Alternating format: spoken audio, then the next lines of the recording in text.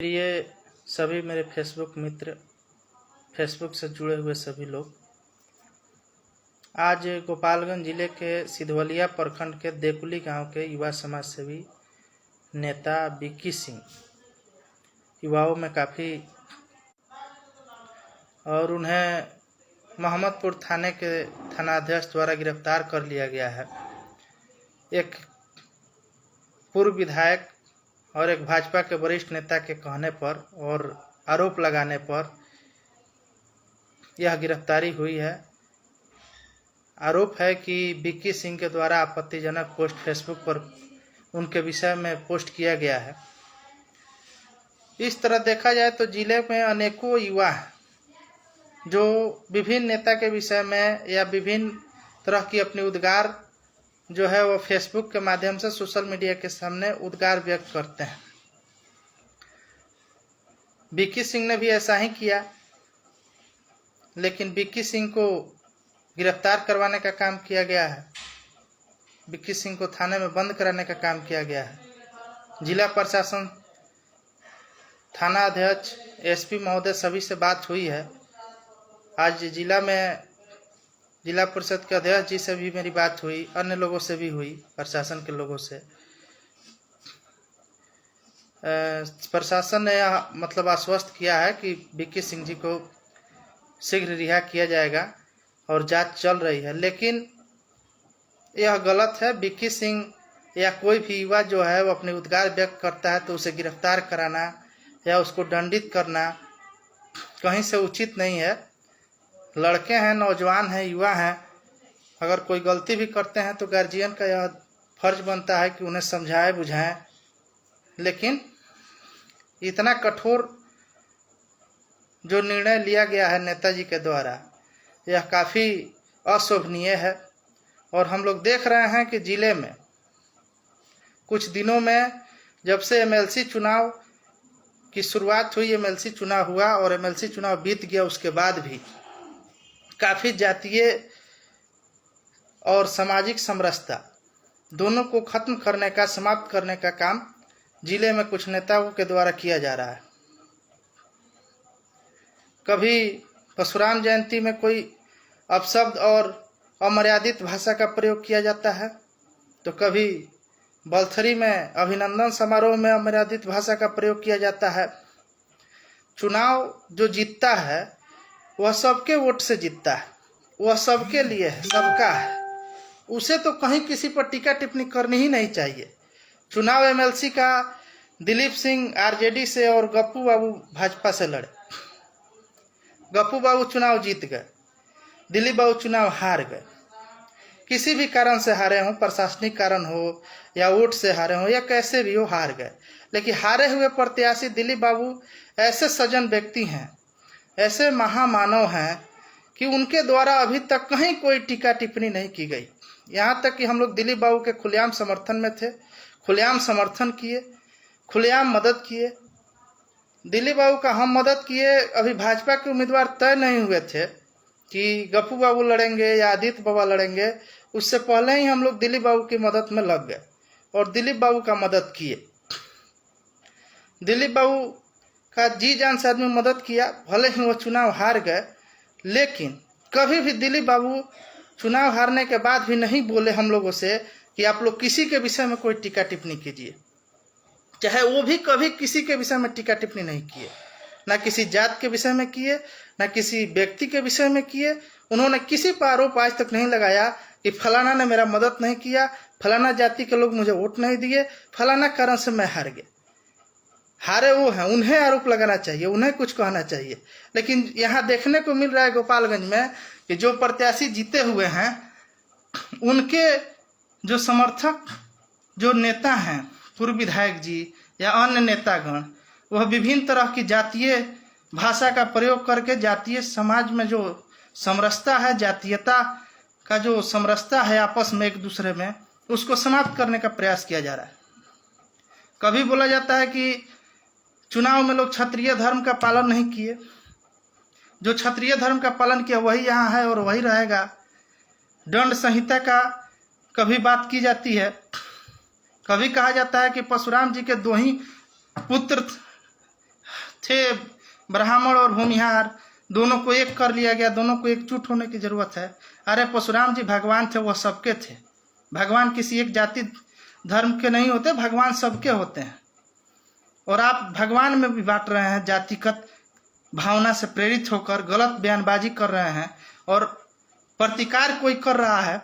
मान लीजिए महाराणा प्रताप जयंती हुआ, महाराणा प्रताप जयंती में प्रतिकार किए बरौली के माननीय विधायक जी, तो प्रतिकार किए तो वहां कुछ विवाद हो गया, तो प्रतिकार की भी जरूरत नहीं है।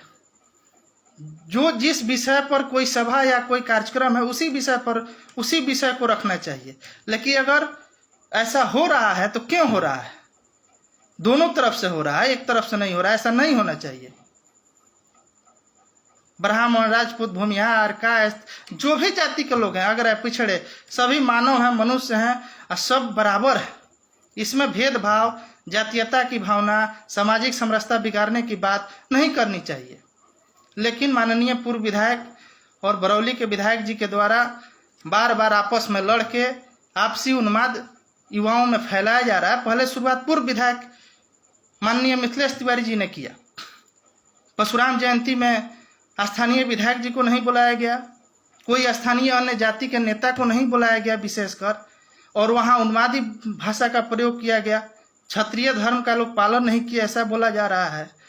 चुनाव जो जीतता है वो तो सबके लिए है, सबका है, उसे तो कुछ कहना ही नहीं चाहिए। उसे तो कहना चाहिए सबने मुझे वोट दिया। लेकिन दुर्भाग्य है गोपालगंज का कि जो एमएलसी का चुनाव जीता है, चाहे जो नेताजी एमएलसी का चुनाव का टिकट दिलवाया जिन्हें और जिताने का काम किए, वो कह रहे हैं कि फलाना जाति को लोग वोट नहीं दिए, फलाना वोट नहीं दिए, फलाना मदद नहीं किए। अरे जो हारा है उसको यह सब कहना चाहिए। लेकिन हारा हुआ व्यक्ति इतना सज्जन व्यक्ति है, इतना महामानव है दिलीप बाबू, कि उन्होंने कभी नहीं कहा कि फलाना ने मदद नहीं किया, चाहे फलाना क्षेत्र से वोट नहीं मिला, चाहे फलाना जाति के लोग वोट नहीं दिए।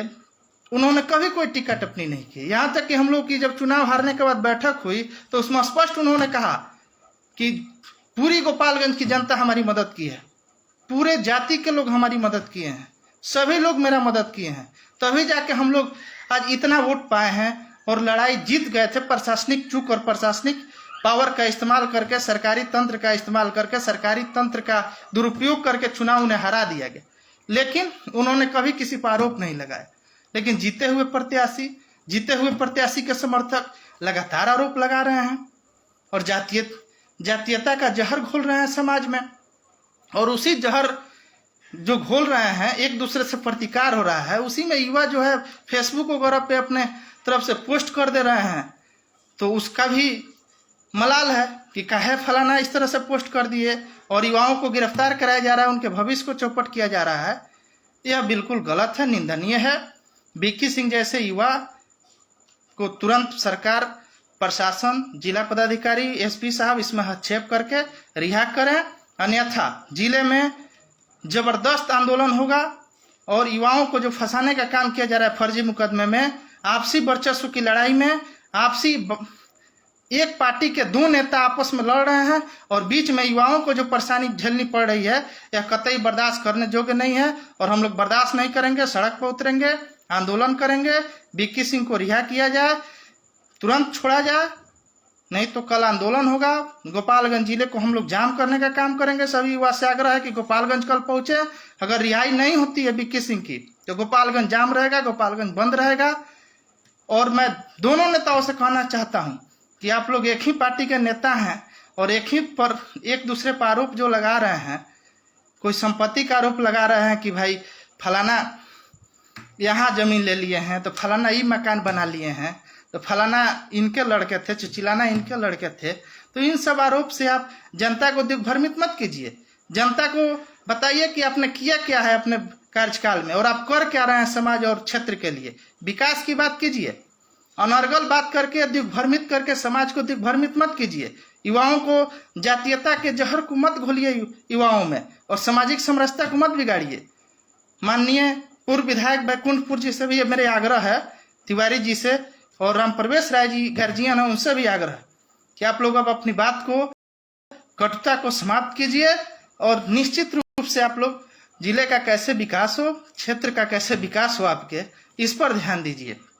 सामाजिक समरसता को मत बिगाड़िए। एमएलसी का चुनाव बीत गया, जिन्हें एमएलसी बनना था वो शपथ ले लिए।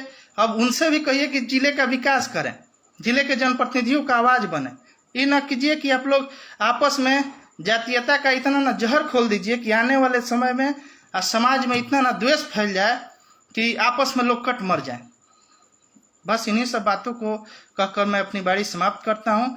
आप सभी से आग्रह है कि ज़्यादा से ज़्यादा इस लाइव को फैलाइए और कल 10 बजे गोपालगंज में सभी युवा जुटें, वीके सिंह की रिहाई की मांग करें। अगर रिहाई नहीं होती है तो हम लोग आंदोलन करेंगे। और दोनों नेताओं से फिर एक बार आग्रह है कि आप लोग सामाजिक समरसता को मत बिगाड़िए, जातिगत बात मत बोलिए। आप एमएलसी चुनाव बीत गया है, एमएलसी चुनाव के मद्देनजर या एमएलसी चुनाव को लेकर आप किसी जाति विशेष पर आरोप नहीं लगाइए कि फलाना जाति के लोग वोट नहीं किए या फलाना जाति के लोग धर्म का पालन नहीं किए। धर्म का पाठ आप मत पढ़ाइए। धर्म का पाठ सब लोग जानते हैं और पढ़ते हैं। जिसको जहां जिसको मदद करना था किया। अब आप लोग यह मत कीजिए कि आप लोग समाज में जहर घोलने का काम कीजिए और सामाजिक समरसता बिगाड़िए। ऐसा मत कीजिए, ऐसा करने क्षेत्र का विकास कीजिए। विकास पे बात कीजिए कि 20 साल से आप विधायक थे तो बरौली के लिए क्या किए हैं और क्या कर रहे हैं। आप 5 साल विधायक थे तो बैकुंठपुर के लिए क्या किए।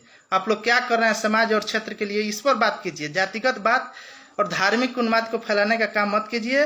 जनता को दिग्भ्रमित मत कीजिए। जनता को दिग्भ्रमित करके आप अपनी रोटी मत सेकिए, राजनीतिक रोटी।